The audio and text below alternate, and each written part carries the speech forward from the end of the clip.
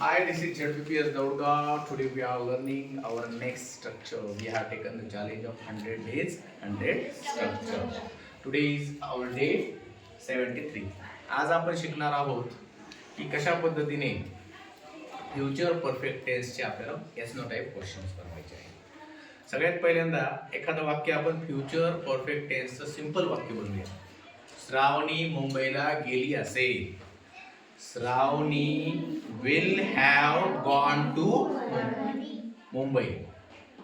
श्रावणी मुंबईला गेली असेल. श्रावणी will have gone to Mumbai.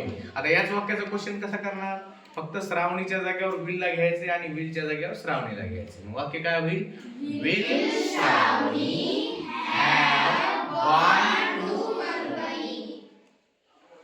Mumbai. Will Shravani have gone to Mumbai. ठीक आहे. हा, मग आता या ठिकाणी आणखी एक वाक्य असंच आपण घेऊया. तिने आंबा खाल्ला असेल. तिने आंबा खाल्ला असेल. सांगा सगळ्यात पहिल्यांदा. She will have eaten a mango. तिने आंबा खाल्ला असेल का? Will she have eaten a mango? शाबास. तुम्ही सांगा आता पुढचं वाक्य.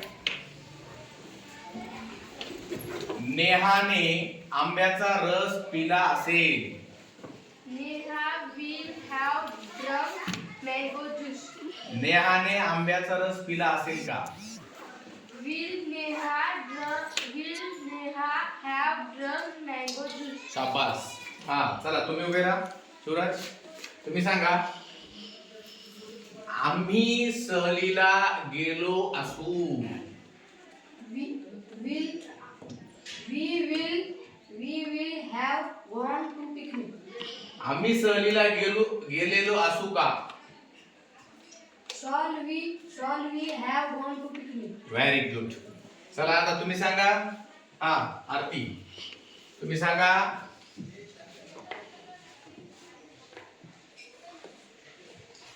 उद्या पाऊस पडलेला असेल. It will have rain. rain today. Tomorrow. शाबास. उद्या पाऊस पडलेला असेल का? Will it have rain tomorrow? Very good.